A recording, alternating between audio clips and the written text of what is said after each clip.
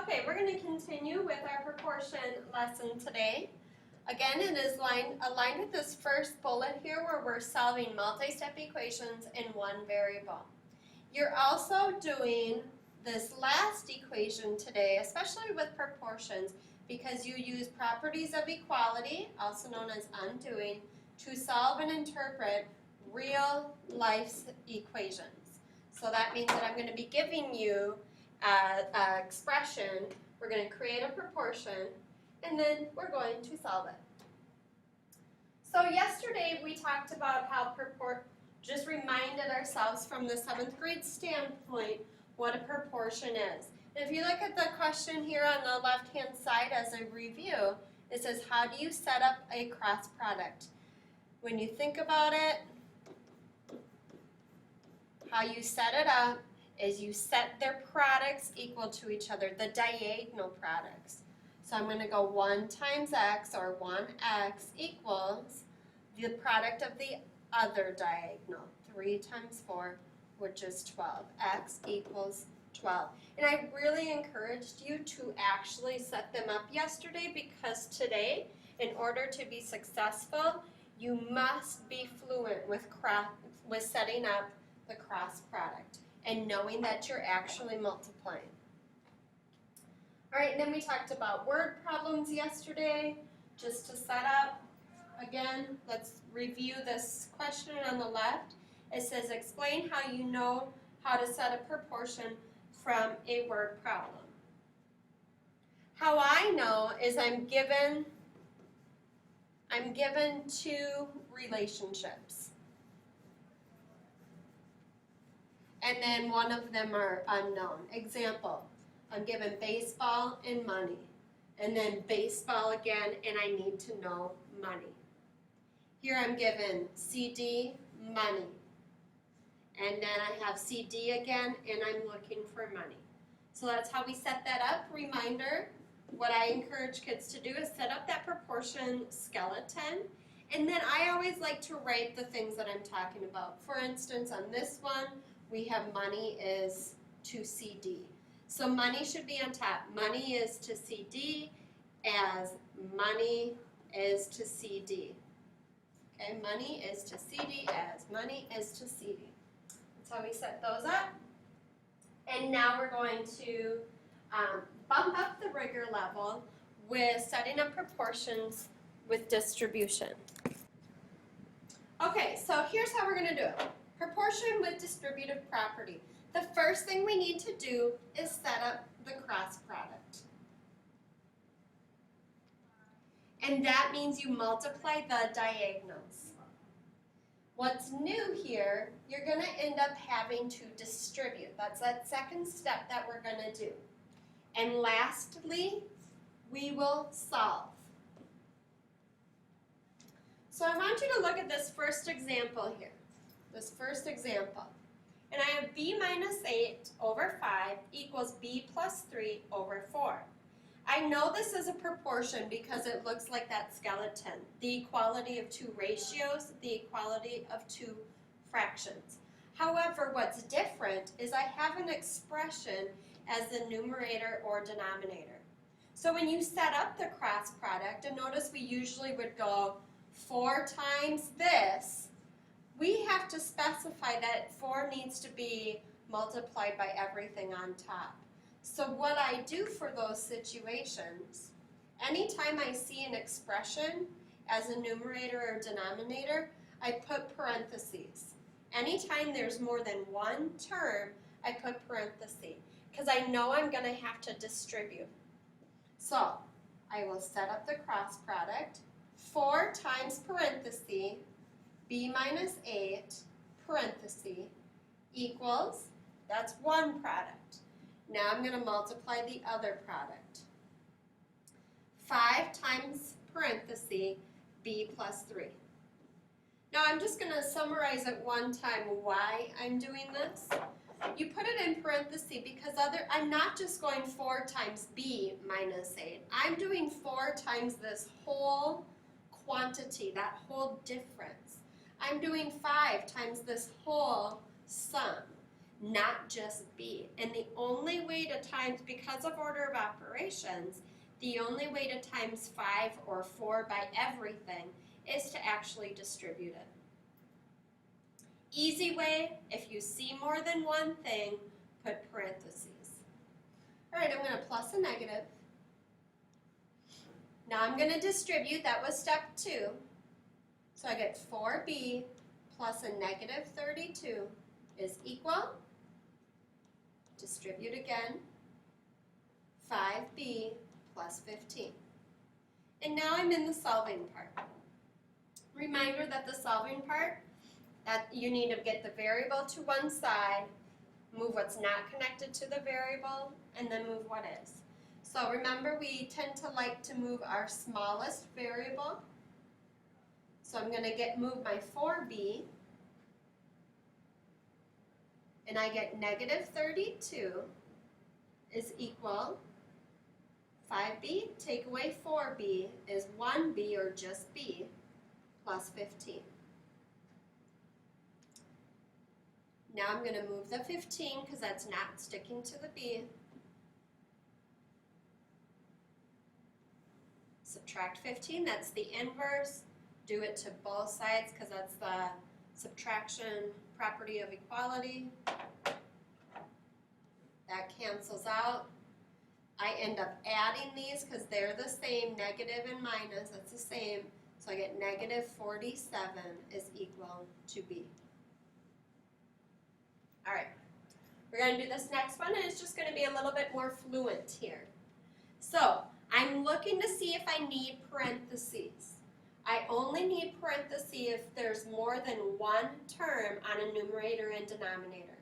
So I don't need it on the top, I don't need it on the bottom. I do need it here, so I'm going to go ahead and put parentheses there, and I don't need it there. Again, I'm looking for anything that has more than one term. Now I set up my cross product.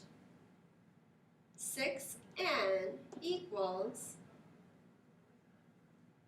3 times that whole sum there, 2n plus 4. And now I'll distribute.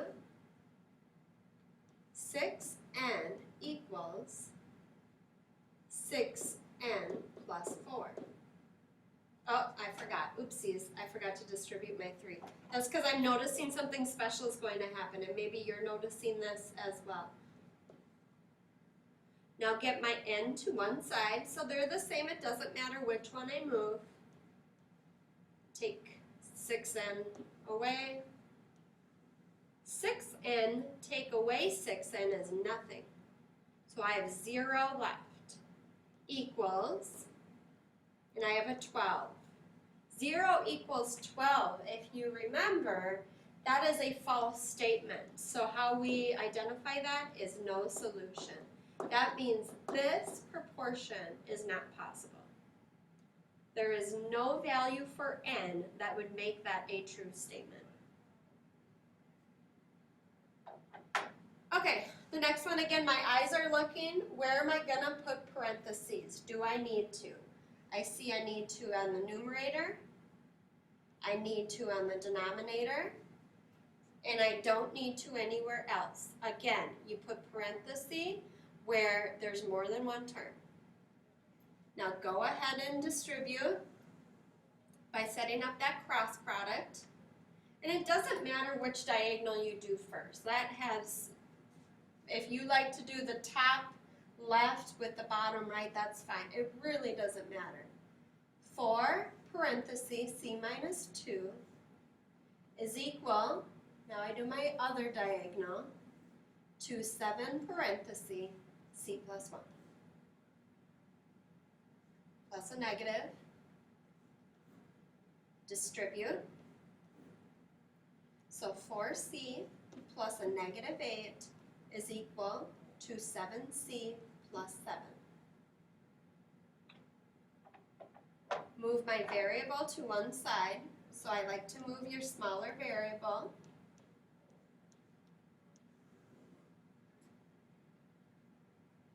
The c's cancel. I have negative 8 equals 7c, take away 4, 3 c's are left, plus 7. Move my 7 that's not connected to my variable by subtracting. I'm going to end up adding these two because they are the same sign, because this is really plus a negative. So what's that? 9, 10, 11, 12, 13, 14, 15. Negative 15 is equal to 3c. Divide by 3, c is negative 5. All right, again, my eyes are looking. Where should I put parentheses? So that's kind of the first thing I'm always doing. I'm looking to see, do I need to put parentheses anywhere? Because that means you'll distribute. I see I need to put parentheses there because there's two things on the numerator. All right, I'm going to set up the cross product. 7 times c plus 4 is equal to 3 times 35, whatever that is. I'm going to punch that in my calculator. 3 times 35 is 105. Now distribute. 7c plus 7 times 4 is 28 equals 105. And now I'm at that step of solving. So you move what's not sticking to the variable, that's the 28. The inverse of addition is subtraction. Maintain that equality by doing it to both sides. You get 7c equals 105 minus 28 is 77. Divide, c is 11. And that is our final answer. So, let's summarize today's lesson by looking at the steps. How are you going to solve something when you have to distribute? Do you know when you are going to distribute? Our steps, the first thing you do is set up the cross product. Really, there's a little even pre-first step. You need to look to see if parentheses need to be put anywhere.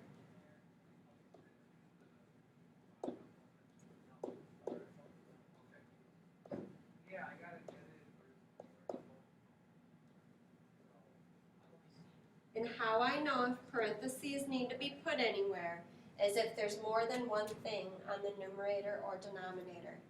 And then you set up their cross product, then you'll distribute, and then you'll solve. So again, we have to be masters at solving with variables on both sides. And look, we even needed to remember that formal learning target of identifying no solutions. We needed that today as well. So it's all pulling together. I just want to review this question here on the left. It says, explain how you know when you are going to distribute with a proportion. This is huge. Do you know when you would distribute with a proportion? Would you distribute with that? No.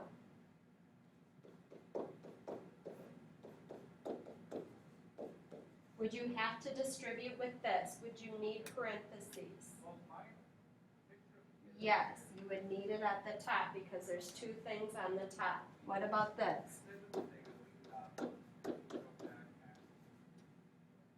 No parenthesis because everything only has one.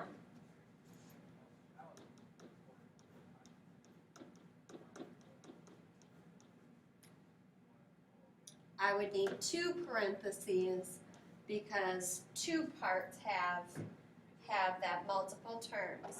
So again, you distribute when you have more than one thing as the numerator or denominator. Okay? So, learning target, you can create and solve proportions involving real life situations. You'll still be able to do the real life situations today. The difference is it's not going to be where you'll have to distribute. Now you're going to have to combine distributing practice as well as what we did yesterday with the normal proportions. And that's your learning target.